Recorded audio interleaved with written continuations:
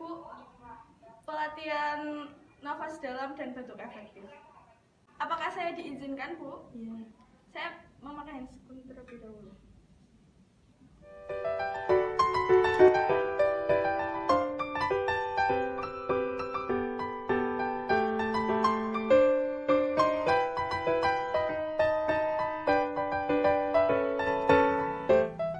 Baik, kita mulai ya, Bu.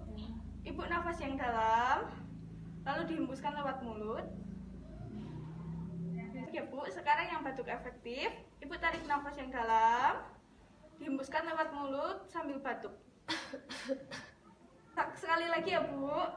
Tarik nafas, dihembuskan lewat mulut sambil batuk. Baik, Bu, itulah cara untuk kita batuk efektif dan nafas dalam. Sekian, terima kasih. Saya pamit dulu. Wassalamualaikum warahmatullahi wabarakatuh.